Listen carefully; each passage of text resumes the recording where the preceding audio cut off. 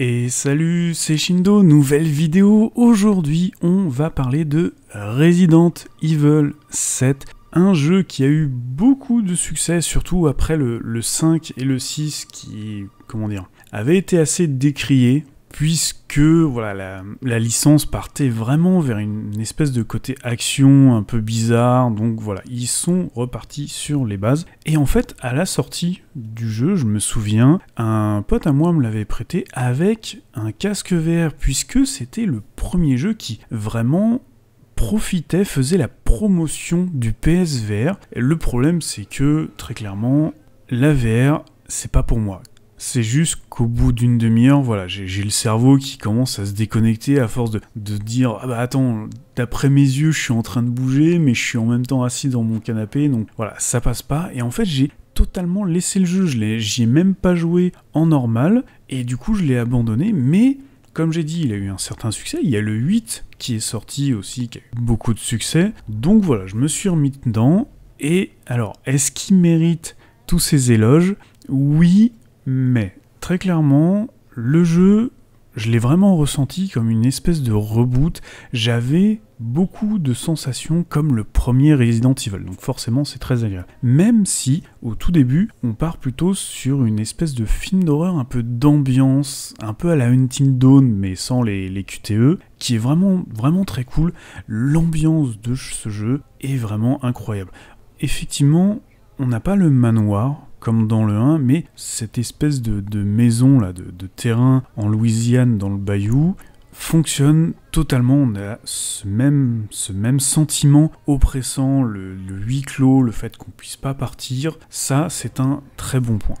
Ensuite, derrière, au niveau du jeu, on va partir, se rapprocher de plus en plus de ce qui fait un Resident Evil, c'est-à-dire les énigmes, mais surtout les faibles munitions, avec les monstres à tuer au fur et à mesure, en faisant attention à pas gaspiller ces munitions, et qui du coup nous rajoute cette espèce de pression de se dire déjà que si un monstre arrive, il va être dur à tuer, il va potentiellement m'enlever pas mal de PV, mais ensuite derrière, j'ai pas beaucoup de munitions, donc il faut que je fasse gaffe. J'ai pas beaucoup de soins, donc il faut pas que je me fasse non plus latter trop souvent. Donc on retrouve vraiment cette ambiance oppressante qui est très agréable dans un jeu d'horreur. Le seul bémol par rapport à ça, c'est les sauvegardes. Un truc qui était vraiment bien trouvé dans le premier Resident Evil, c'est qu'on pouvait pas sauvegarder aussi souvent qu'on voulait. En fait, les sauvegardes, c'était une ressource comme une autre. Il y avait des rubans. Une fois qu'on n'avait plus de rubans encreurs, on ne pouvait plus sauvegarder. Alors que là, on peut sauvegarder autant de fois qu'on veut. Il y a aussi des points de sauvegarde automatiques qui nous permettent justement de recommencer. Ça enlève un peu de cette pression parce que au bout d'un moment, on se rend compte que en fait on peut aller à un endroit, peu importe si on sait pas trop s'il y a des monstres ou pas, de toute façon s'il y en a et qu'on se fait défoncer ou qu'on utilise trop de munitions, on a toujours moyen de revenir en arrière et de refaire la séquence de façon optimisée. C'est un petit peu dommage. D'autant plus que je trouve que le jeu va limite nous pousser un petit peu à ça, puisque on est dans un jeu d'horreur et quelque chose que Resident Evil 7 fait, c'est jouer avec le joueur. Il y a cette sensation un peu désagréable que le jeu va soit nous tendre des pièges, bon ça c'est normal, mais aussi va se jouer de nous au niveau du gameplay. Je prends un exemple, au tout début du jeu, on a certains personnages qui semblent immortels. Et en fait, on est là et on se dit, du coup, s'il est immortel, ça sert à rien de le taper, donc en fait, on est en train de courir un peu partout, dépenser quelques munitions pour essayer de s'enfuir, et en fait, on s'aperçoit que il fallait le combattre, sauf que le jeu nous le dit absolument pas. Et à d'autres moments, par exemple, il y a des monstres dans le jeu qui, eux, faut tuer rapidement.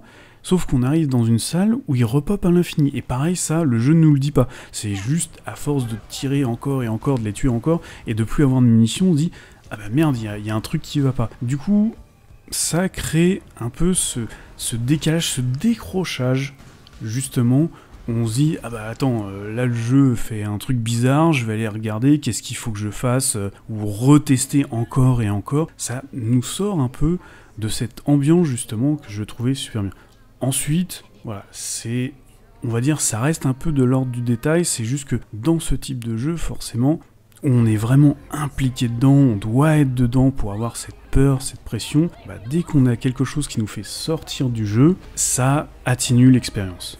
Au final, ça reste quand même un excellent jeu qui vous prendra une dizaine d'heures en normal, mais j'avoue que je suis quand même content de l'avoir eu en promo sur Steam, pas trop cher, parce que je l'aurais acheté plein pot à sa sortie, ça m'aurait quand même un petit peu déçu. Ouais, c'est compliqué, hein. J'aimerais vous dire, le jeu est bien parce que c'est ce qu'il est, c'est un très bon reboot, mais je peux pas m'empêcher de me dire, il est pas aussi bien que ce que tout le monde a dit.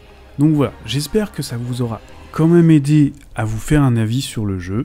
Je vous dis à la prochaine, ciao!